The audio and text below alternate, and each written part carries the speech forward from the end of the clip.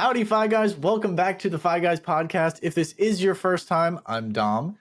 He's Chris, and today we're going to be talking about the similarities and differences between poker and chess in regards to the stock market.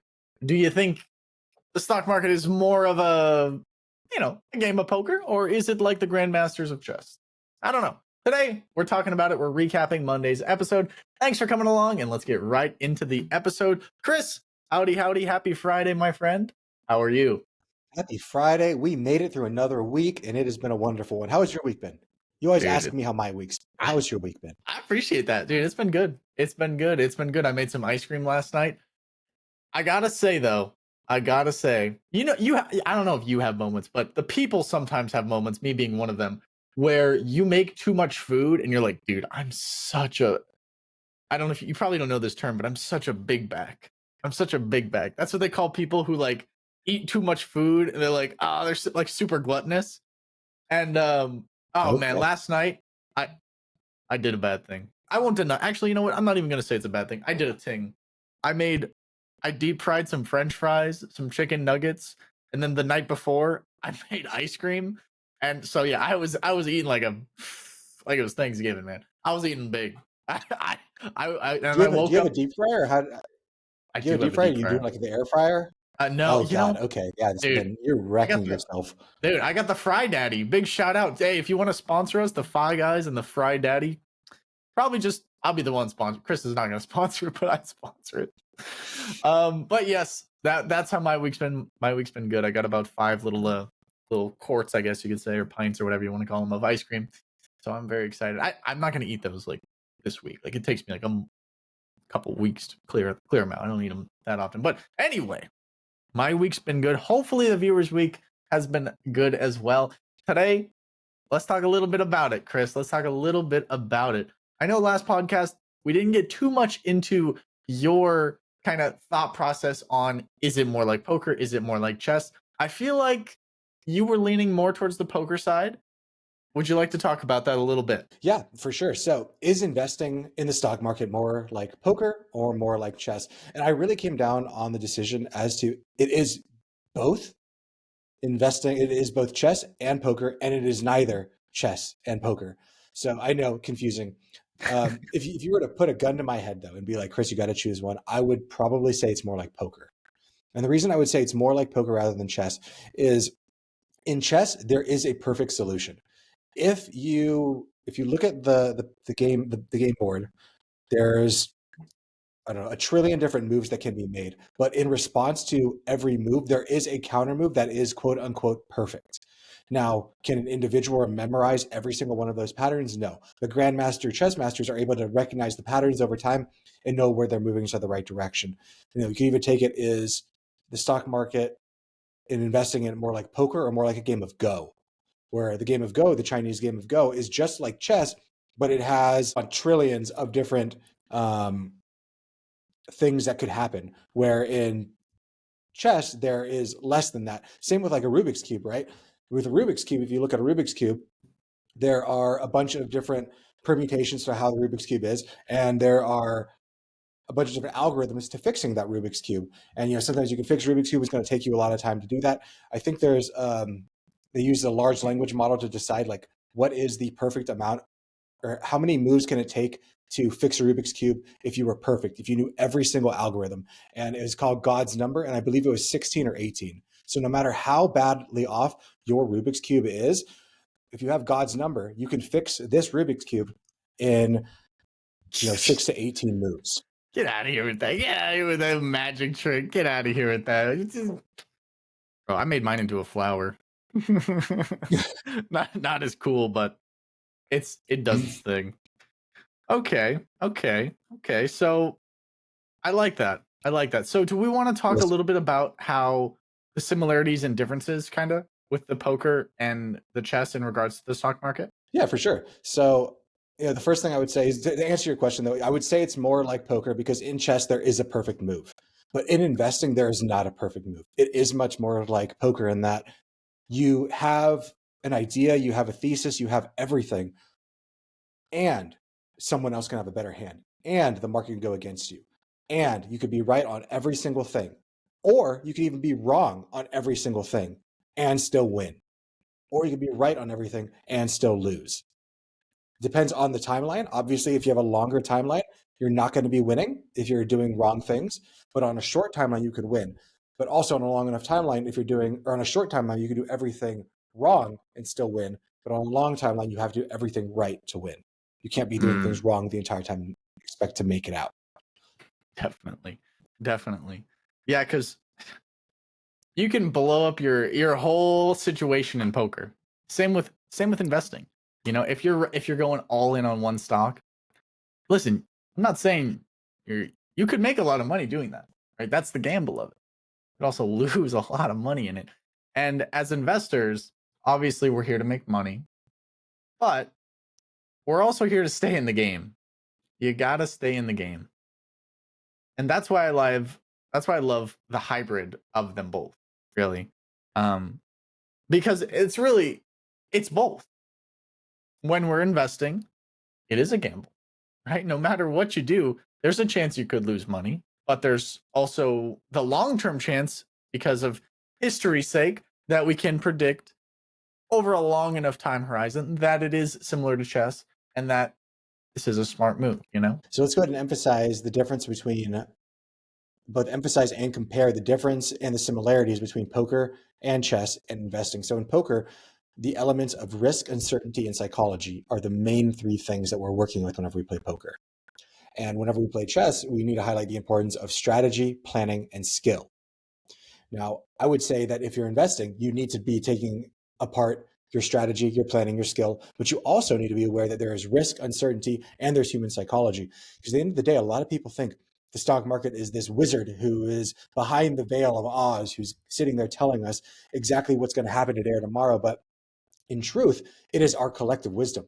It is all people in the world who interact with the stock market every day, making buy and sell decisions. Everyone collectively trying to decide what is something worth, what is something not worth. And then in addition to that, to make it more confusing, we also have computer algorithms that are in there trying to predict what human beings are going to do based off of, I don't know, the wheat prices in Geneva, Switzerland, or if it's hot and raining inside of some part of Thailand.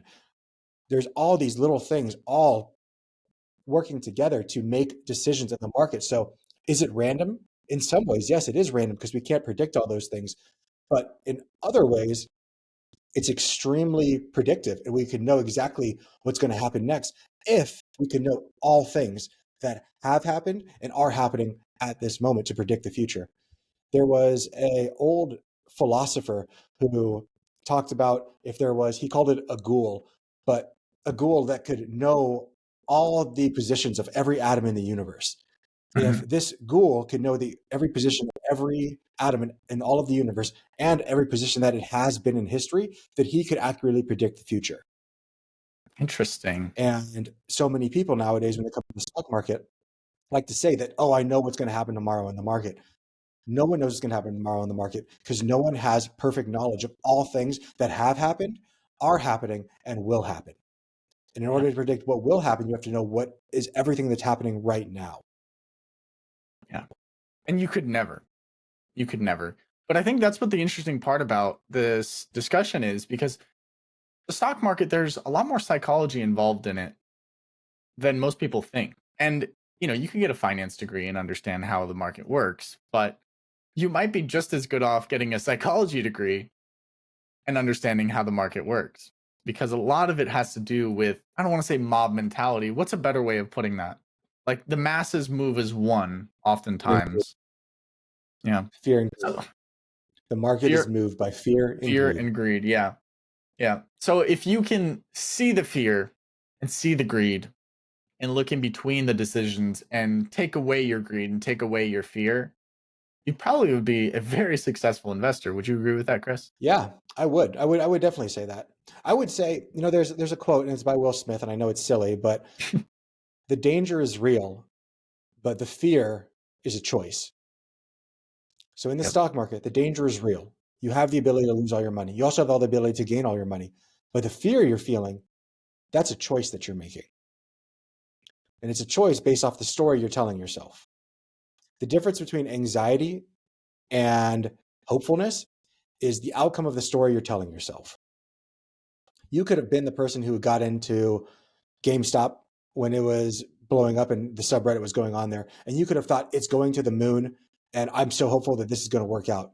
And the only thing that's different between someone getting in there and making a bunch and like thinking that this investment thesis is 100% correct is the hope, the story they're telling themselves, this will work out. But someone else could also get into that same exact stock and say, oh man, I'm totally going to lose all my money. And they would also be right. Both people would be correct in that because no one knows what the future holds. All that we do know is that right now, this is what is, and I'm going to tell my story about what I think the future is going to hold.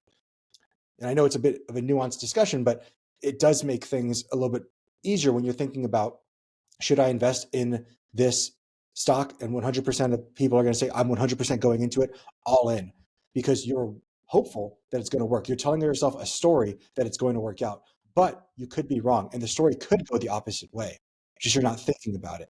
So that's where the game of poker really comes in. And then we have to take our bets. There is risk. There is uncertainty in all decisions. There is no perfect decision unless you were omnipotent. And if you are, let me know what's going to happen tomorrow. Give me a call. I would love to know that.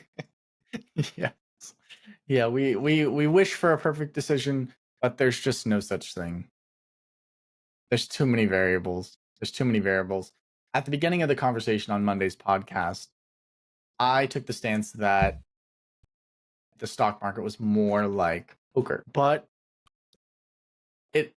I made the case that it depends on the investor, but it also depends on the market, right? Obviously, I wouldn't consider Warren Buffett a gambler. Is he gambling? Maybe, but it's a calculated gamble. It's a calculated risk. So to me, like Warren Buffett, he's a chess player, right? Bill Ackman, or the guy who did The Big Short.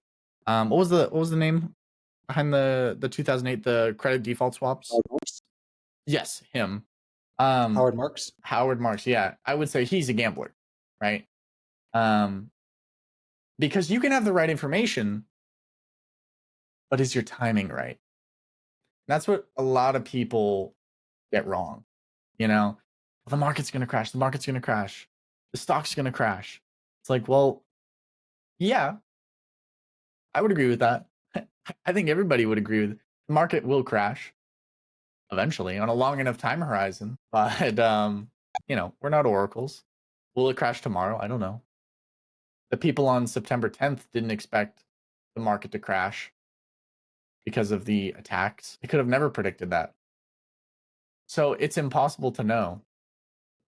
I think sometimes in life, you have to play life like chess. But there's other times in life you have to play it like the poker, the gambler. You have to risk it all. And I think oftentimes we think we're playing chess when in actuality we're playing poker, right? Someone who leaves their secure job to go start a business, right? Start their own business, go out on their own, right? Like, no, I'm making a chess move because I'm trying to do what's better for myself. It's like, well, yeah, but it's also a very big risk. You're sacrificing your security, you're sacrificing your pay, you're sacrificing your benefits, all of this stuff. You're taking on all this risk, right? There's the gambler. So I feel like in life, not just with the stock market, but sometimes you have to be the gambler. Sometimes you have to send it. You just gotta, I'm going for it. Not always though. Not always. I feel like here on the Five Guys. What I would say to that, and I see this. Oh, go ahead. Sorry. No, okay. I was gonna say, to be just of one part, just be the gambler, you're gonna end up broke, right? To just be the chess player, you might end up a certain way that you don't like either. And that goes for life. You can't just be on one side. I know a lot of people get villainized for flip-flopping, right? I don't like flip-flopping, but if I have new information that changes my perspective and brings me to a better outcome, well, then I'm going to take the better outcome. And sometimes you have to risk it. Sometimes you have to be the grandmaster chess, That's kind of my take on it, Chris. What about you? I would say it's okay to be wrong, but it's not okay to stay wrong. Yes. And too many people, because they're afraid of flip-flopping, will stay wrong, even though things go against them. We can think about this politically. We can think about this investing-wise. We can think about this in a myriad of different ways. But I see it so much in investing, and someone, maybe they're smart. Maybe they have an investing thesis. I think that this is going to happen because of these things. and then they buy into their company. They make a public declaration that this is what I'm doing. And then they realize they were wrong. Maybe their thesis was flawed in some fundamental way. And a thesis is just that. It's an idea. It is a story about the future. It is, this is what I think will happen. But when new evidence comes out saying, oh, I was wrong, my thesis was wrong, do most people say, I was wrong, and they get out? Or do people double down and they go, nope, nope, nope, I was right. And don't anyone, no, I'm not going to hear anyone else that says otherwise. Nope. I say this a lot to my clients for investing. And when we're talking about creating a portfolio or thinking about anything when it comes to financial planning. And it works really well in finance, but more broadly than just in finance, it works really well in all of life. There are no solutions, only trade-offs. In life, when someone asks a financial advisor, what should I do? Should I buy a house or should I invest in the stock market? Should I pay off my debt or should I save for my future? Should I do this or should I do that? What's the most famous answer that all financial advisors give? It depends. And the reason it depends is because no one knows what the future holds. If I knew what the future holds, then I could tell you exactly what to do based off your solution because I know what the future holds. But since I don't, there are no solutions, only trade-offs. And I can't tell you what trade-offs you are willing to make. Only you can make that decision. So I think the best thing that I can do as a financial advisor, as a financial coach, and as a money professional is describe to individuals, these are the trade-offs of both decisions. I guide you decide. You choose from these two options, maybe three, maybe four. It could be a myriad of different options. We'll typically break it down into two, though, so we're not sitting there all day just talking over different scenarios. But let's break it down to these two things. Here's the trade-offs, here's the solutions. And so many people say, well, I don't like those trade-offs. I want it to be both ways. You can't have your cake and eat it too. I wish you could, but that's not how life works. In reality, can you go to the cake? Can you go and make a cake and eat it too? Yeah, you can have them both. You can do both. But the moment you eat the cake, it is gone. You can't have it in possession all the time and eat it. You got me talking. Man, now you got me thinking about cake. You got me thinking about cake. I wasn't even hungry before this. Damn you, Chris. But it's true, though. It's true, though. I took an econ class in college. And one thing that, you take these classes and you're like, I didn't learn much, right? There's this one thing that always stuck with me. He always used to say, he said, nothing in life is free. And we had a discussion about this for like an hour. People would say, this is free. Air. They would just, they put stuff out and like, no, air's not free. The tree took water. It was just like such a deep, like a little bit philosophical, but like you said, I mean, nothing in life is free, right? Us doing this podcast, it costs us time and we can't get back, but it helps our legacy of teaching people and inspiring people and making a better world than when we came in. Because when Chris and I were growing up, there were no financial podcasts. There were no regular people trying to help other regular people like this. And it's beautiful that we get to experience this. And what's cool is like, Chris will die, maybe. I don't know. He might live forever. I don't know. I'll probably die though. Once the French fries and the cake gets me. But even when we die, like it'll still be here. And I think that's cool. I think that warms my heart. It's like, that season in our life, we tried to help other people and we succeeded. And I love that. And it'll live on YouTube. It'll live on Spotify and Apple Music forever. I think that's really cool. Getting a little bit too philosophical now. But No, that's what I normally. That's what Fi Friday feedback's for. It's all about Phi stands for philosophy now. Yes, I love it. I love it. P-H-I rather it's Yeah, PH rather than an F. yeah. I love that. You mentioned a few things there that I really want to touch upon. You said that there's no free things in life, and I think that's 100% correct. And let's move it to a different realm, in that there is no luck. There is no luck in life.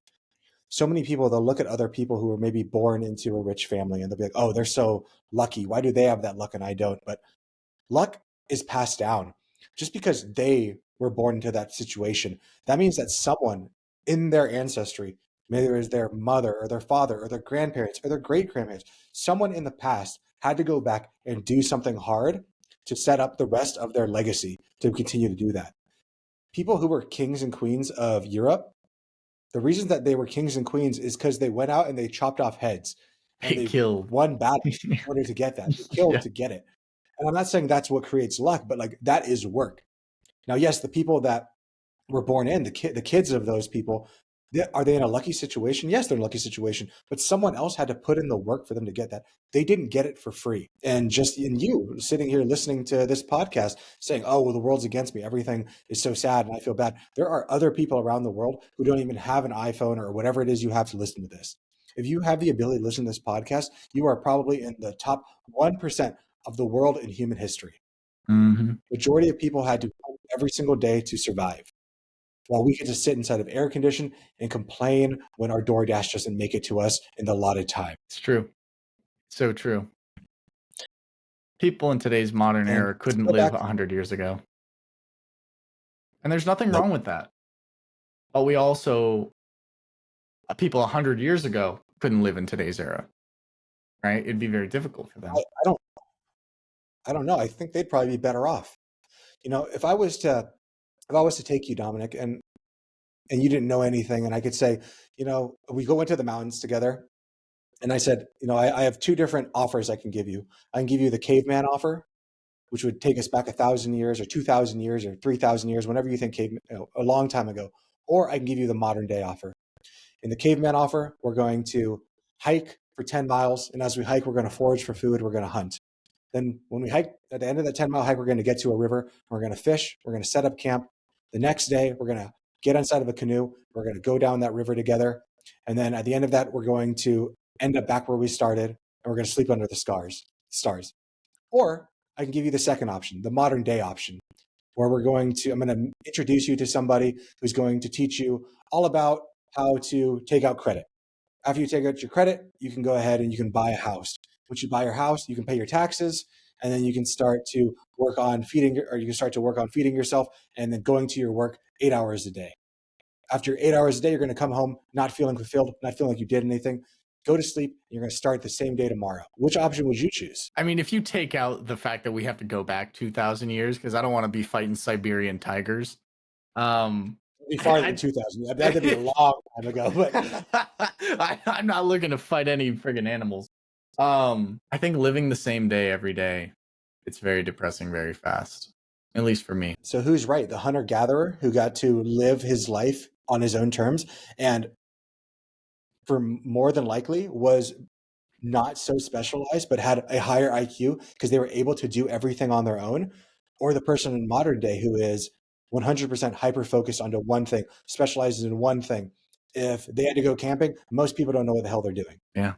If they got Sure. stuck outside, no one knows what they're doing. One thing that I learned by being able to travel the world so much is that every single person that you meet has something to teach you. Yep. The little boy in Mexico who doesn't speak English and doesn't know math and is trying to sell you whatever it is he made.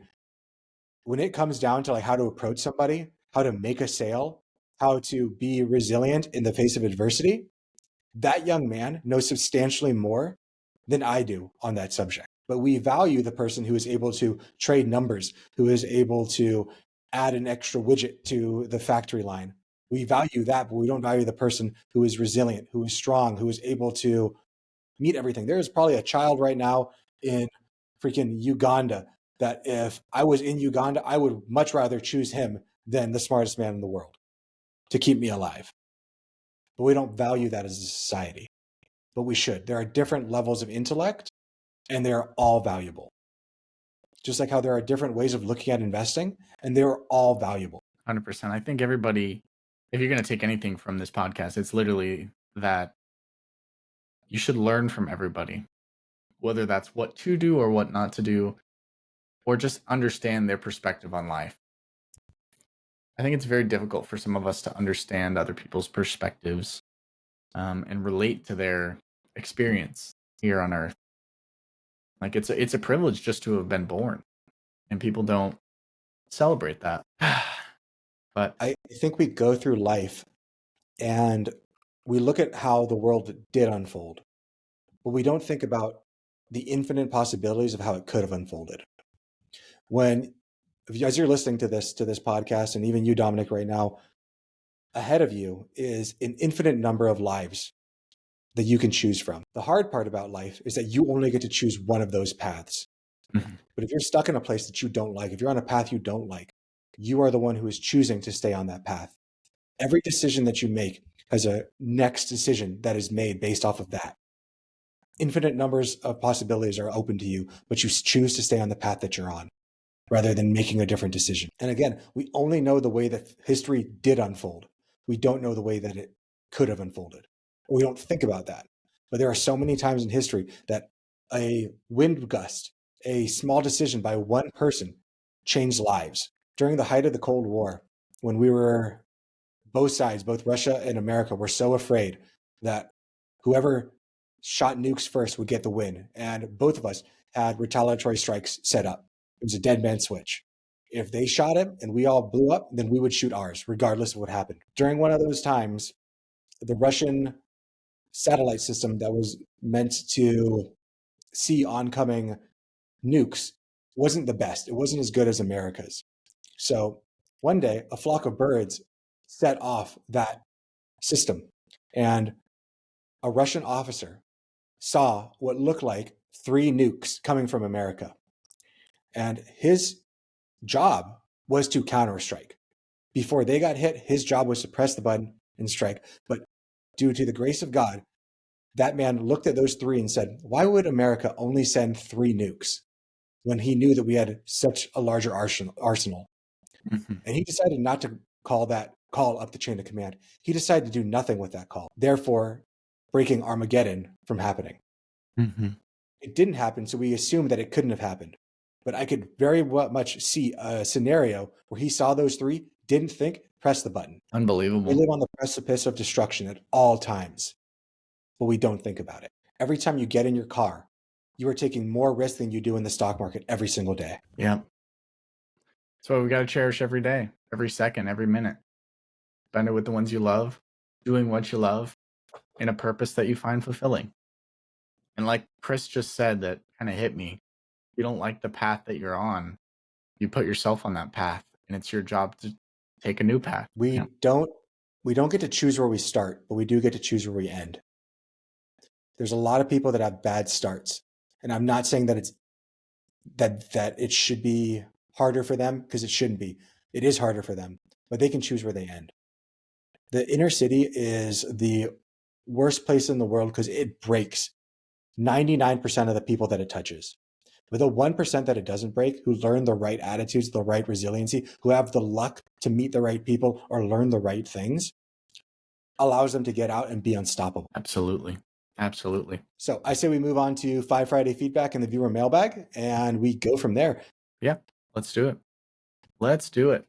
All righty. So this is the part of the podcast where we take a letter from one of the viewers and I read it out and Chris gives his advice on it. We chat about it a little bit. And yeah, it's one of my favorite parts of the week. So I hope you guys enjoy it as well. So with that being said, let's get on to 5 Friday feedback, viewer mailbag. Went with debt I'm gonna start over on that one. Went with debt consolidation and now I am terrified. This is the letter. Howdy, Fi Guys. I'm in a bit of a panic right now and could really use some advice. Last month, I made the decision to consolidate my $28,000 of debt. It felt like the right thing to do at the time. Despite making regular payments, I wasn't seeing any real progress. The balance was barely moving, and it felt like I was just treading water. I've always been diligent about my finances, never missing a payment, not even once. That's impressive. That's good. But despite my best efforts, I was getting nowhere. You know After what? doing some I wish he would probably add, but my guess is if it wasn't going anywhere, he was probably just making minimum payments. minimum payments, yeah. Which That's my thoughts was exactly. going nowhere. That's yeah. After doing some research and weighing my options, I chose to go with a local debt consolidation program. They promised to help me get out from underneath this mountain of debt more effectively. And at the time, it seemed like a lifeline. I desperately needed it, but now I just wonder. But now, just a month later, I'm freaking out. Oh no. Since signing up with them, my credit score has plummeted And it's seriously scaring me. On top of that, there doesn't seem to be any movement on the settlement with my debtors. I was under the impression that things would start happening pretty quickly, but it feels like I'm just stuck in limbo. So before we go on with the letter, let's go ahead and first talk about how debt consolidation companies typically work, because I Mhm. worry if we go through the whole letter and we answer the question, I'm going to forget about this. Yeah. So first off, whenever you work with a debt consolidation company, they first assess the debt. They do an assessment of the debt. And the company will review all outstanding debts that you have. That includes your credit cards, your personal loans, any medical bills, unsecured debt that you might have. And then they'll take all those assets and they'll see what is your total amount of debt and the interest you owe and your monthly payments. So they get a full funnel as to what is going on right there. From there, they have three different options depending on which debt consolidation company you use for what they're going to do. The first one is a debt consolidation loan, in which the company may offer you a large enough amount of money to pay off the existing debt. And then from there on out, you're just paying them. So they give you Mhm. all the money to pay off the loan. Now you're just paying them. You're paying one thing, hopefully has a lower interest rate than does your multitude of unsecured debts. But it is itself an unsecured debt. The next one is called a debt management plan. This is also known as a DMP, if you ever heard of that. In this, the company negotiates with the creditors to lower your interest rates and ideally waive fees. Now, you make a single monthly payment to the debt consolidation company, which distributes the funds to all creditors according to the negotiation of the terms. The final option that they could do is called a debt settlement.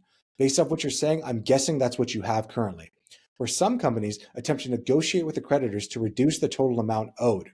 You might stop making payments to the creditors and instead make payments to a savings account managed by the consolidation company.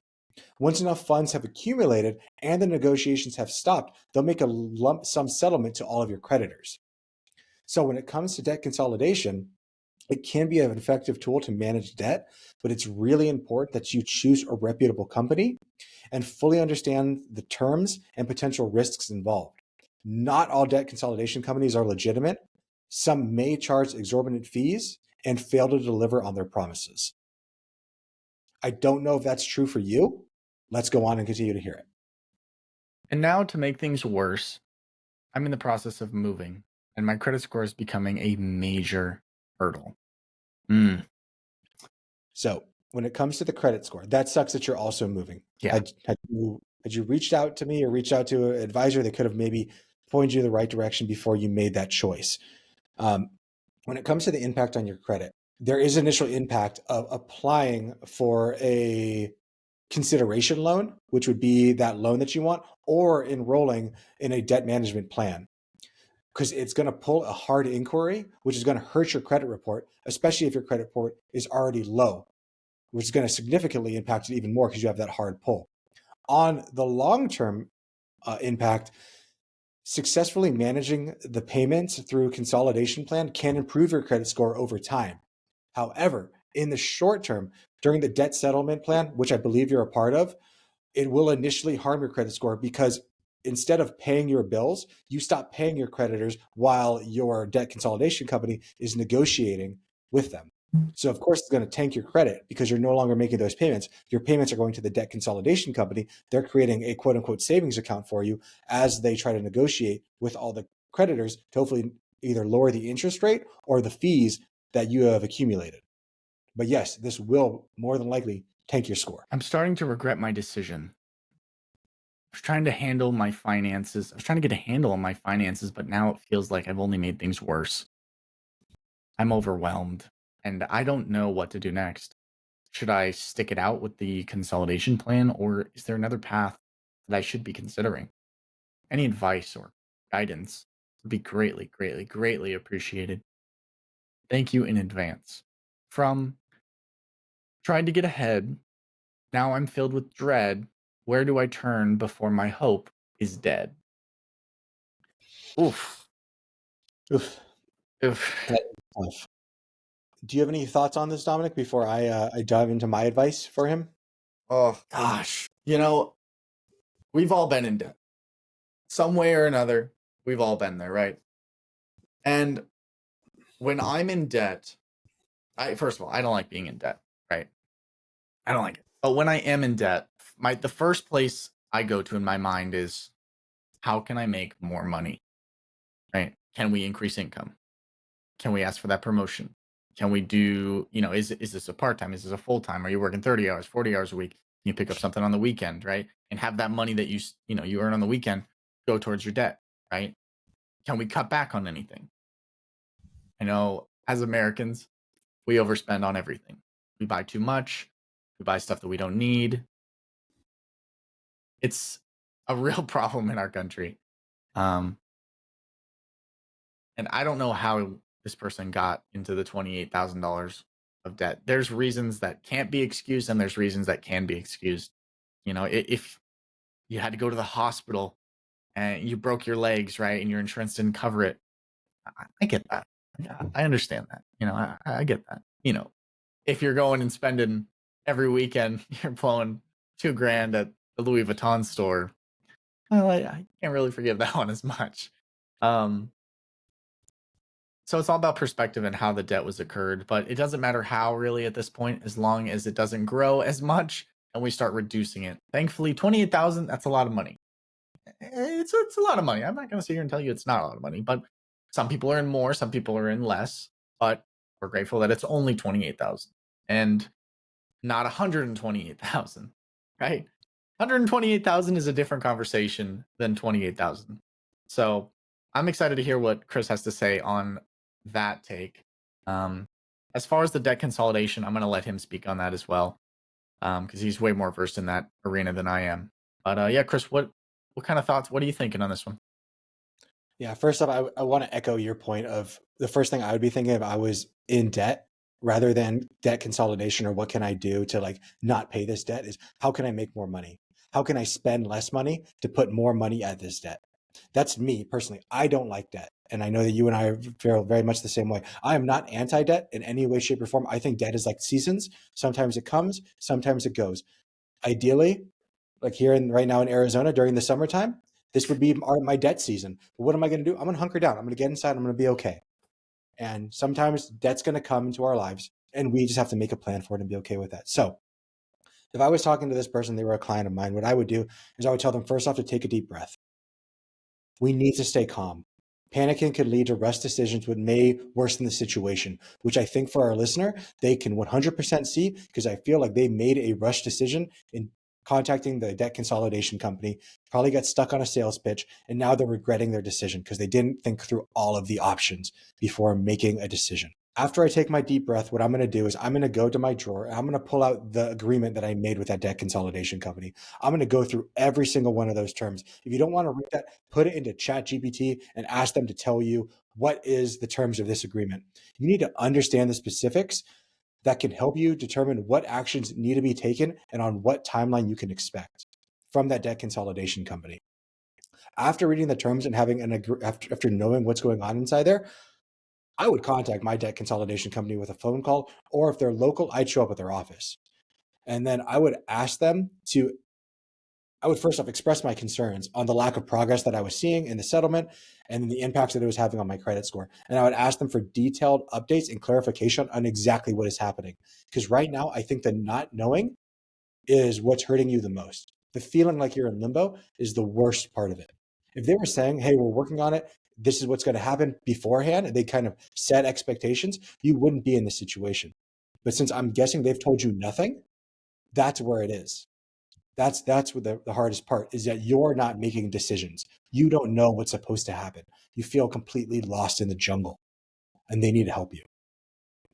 After that, I would check my credit report after talking with them to understand exactly how the consolidation is affecting my score. Because you said it's plummeted. I don't know what plummeted is. Like, I want to know exactly what that means. And then this can help you identify errors and unexpected issues in the future.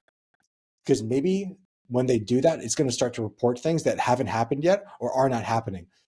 If you don't look at your credit score, and not just the number, you need to go down deeper into the credit score, see what actually makes up that credit score, and make sure that every single thing on there is accurate. Because if it isn't, you can always call up the credit bureau and say, hey, this isn't accurate, and they can remove it if you're correct and it's not accurate.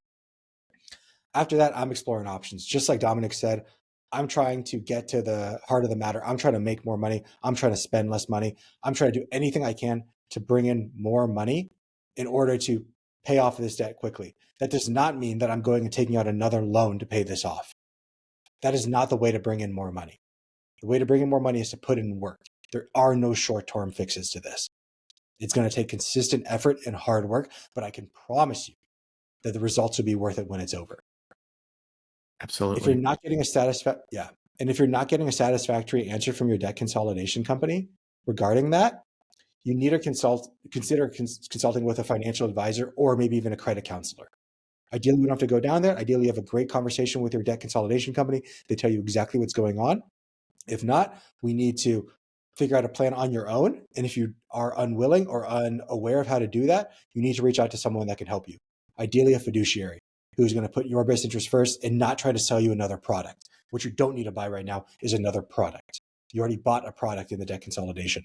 When it comes to 100%. your move, if you have to move, and I don't know if you have to, but let's say that you do, it's going to be critical that you investigate options for maybe looking for a co-signer or looking into alternative rental options or explaining your situation to landlords, because your credit score is going to ruin any moves. Right now, there's a lot of people who are trying to take up rentals, take up places that they can live in. And if I have two people in front of me who want to rent my place and I pull both their credit scores and one of them has a 720 and the other guy has a 560 and all things are equal, I'm going with a 720 person all day long. But if you talk to someone, you tell them the story that's going on, you tell them what happened. Hopefully you have a good story as to why you got into this debt that people can understand and empathize with. Then you might be able to do that move. If you don't have to move right now, if it's not 100% necessary, I would hold off on that move. Unless you're moving for work or something like that for a better opportunity. Stay on top of the payments. Continue making payments that are all required. Make the minimums at least so that you're not doing any more credit damage. I would talk to your credit consolidation company and figure out what's going on. Is it going to a savings account? And if it is going to a savings account with that debt consolidation company, are they at least making the minimum payments? Let them know that I cannot continue to take credit damage unless they have a plan to turn it around very, very quickly. If you talk to them and you don't feel good, I would consider legal review. So if you feel that you've been misled or that they're not sticking to the agreement that you guys worked with or where they promised, consult with a lawyer who specializes in debt and consumer protection. Might be worth considering. But the issue is that that's often going to cost money. So maybe you can find somebody who will take money after the fact if they win the case. But again, you want to find someone who specializes in consumer protection, because if they did mislead you, they might have a case there that they're not going to have to pay up front, or who works in debt. Finally, I want you to focus on the long term. Remember that building your credit score and paying off the debt is a marathon. It is not a sprint. Trying to sprint is what got you into this debt most likely, and got you into this situation. So stay focused on your long-term financial health and don't hesitate to make changes if something isn't working for you. Absolutely. That's all that I got. Absolutely. With that, I hope you take critical action on it. I hope you take action quickly. And we wish you the best of luck. Don't be afraid to write back in. We'd love to hear from you again. And yeah, thank you for writing in. Best of luck from Arizona. With that being said, we're going to move on to our third and final segment of today's podcast called Win of the Week, where we share our wins, not necessarily financial, but just in general, our wins of the week. Chris, what do you got for win of the week? So as you know, I'm very big into credit card reward hacking and doing all that stuff. So what I was able to do this past week, my wife and I, we are currently planning a trip to Nairobi, Africa next March, where we're going to do 2 days in Dubai, 1 day in Nairobi, Kenya, and then 5 nights at the Masai Mara Hotel, or the Masai Mara JW Hotel, which is on like the reserve. It's on the game reserve where you get to go out and like see animals every day. It's going to be a safari trip. So what we were able to do is we were able to use a free night annual award that I get on one of my Marriott cards. That Marriott card has a $95 annual fee. I get it. $100 a year to keep this card definitely sucks. And that's why I always say, whenever you have credit cards and you're credit card hacking, you need to make sure that each credit card that you're paying an annual fee for is delivering upsized value to you. If you're not getting $95 at least of value, then it may be time to consider getting rid of that card. So for $95 of that card, keeping it open this year, I was able to redeem a free night at the JW Marriott in Nairobi, Kenya, which is normally during the time we're going $300 to $350 a night. So with $95, I got $300 to $350 worth of value this year. That's not also counting all the other myriad of perks I get with that credit card. Absolutely. That's awesome. That's freaking sweet. It's a pretty good win of the week. Trip. That's a very exciting win of the week. So for my win of the week, I got two wins of the week, actually. So the place where I work, they have multiple locations all across the valley. And the one that I work at is quite far from me. It's a bit of a drive, right? And there's a few locations that are a bit quicker, a bit closer, right? And my win of the week is that I got in contact with the two managers at the different locations and talked with them a little bit and see if they have any openings over there. That way I can reduce my fuel consumption, saving me money, and reduce my drive time, saving me time. And those ones actually have the potential to earn more money too. So it's kind of like a win-win-win-win-win. So I'm really excited about that. But depending on how it goes, is how it goes. Also, I was talking with someone yesterday and they told me about this trend and I thought it was very interesting. I wanted to share it with you guys. It's called the procrastination trend. I'm like, what's that about? So basically the trend is for 30 days, you don't procrastinate anything. I know procrastination is a huge problem in our country. I struggled with it. Everybody struggles with it. It's common, right? I will say in the 2 days into the procrastination challenge, I've had the opportunity to move locations for my job and make more money, right? And if I wouldn't have made those calls, they wouldn't have known who I was. They wouldn't have known I was interested, right? Who knows when I would have made those calls, right? So I highly recommend all of you for the next 30 days, don't procrastinate anything. You know what you got to do, the stuff you've been putting off, the stuff you're a little bit scared of, those bills that you're scared of to check them. Get on it. No procrastinating, no more. No more procrastinating, okay, guys? So those are my two wins of the week. And yeah, that's it for me. That's it for me. That's pretty cool. Congratulations on taking action. And that definitely sounds like a really tough challenge that I'm really likely, I want to hear what it is.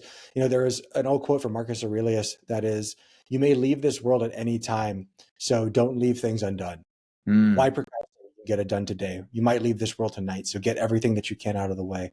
And it was Seneca, another Stoic philosopher, who said, the one thing that all fools have in common is that they are just getting ready to start. Is they're always getting ready to start. Yeah. One thing that all fools have in common is they're always getting ready to start. So don't procrastinate. Get things done. I always think about it like when I'm working, if I was to die tonight, I would want someone to come and like look at all the stuff that I'm doing. Like, okay, like I see where he was at. He was there. Like I see where he was at. I don't want to be like, damn it, he didn't do anything. Like he was just sitting around waiting. Yeah. Absolutely. And all it does is creates issues with you. It creates fear in you, more anxiety in you to put off things. It's not a smart strategy to put things off, because all it does is it just hurts you over and over and over again. Because now you have the concern of the not doing, the concern of eventually having to do it, and you're having to do it regardless. So I like that challenge. I'm very excited to hear what it was like for you in 30 days. Me too. But with that being said, guys, I hope you guys had an amazing time listening to this. Hope you have a great Friday. Make sure to like the podcast if you already haven't liked it. Subscribe or follow wherever you are listening to. And please tell a friend, because it's so much more fun going on this financial journey with a buddy, with a friend, with an ally than it is just going on it alone. Hope you guys have a great weekend or a great week, depending on when you're listening to this. And until next time, we're the Fi Guys, and we'll see you next time. Peace. Later. This video podcast is sponsored by Monzon Wealth. The content in this podcast is for informational purposes only and should not be considered financial advice. We do not endorse specific products or services. Past performance does not guarantee future results. The opinions expressed are those of the host and guests, not the podcast sponsor. It is crucial to consult with a qualified financial advisor or professional who can provide advice tailored to your specific needs before making any financial decisions, investments, or taking any other actions. If you are seeking specified help, you can reach out to Chris at monzonwealth.com.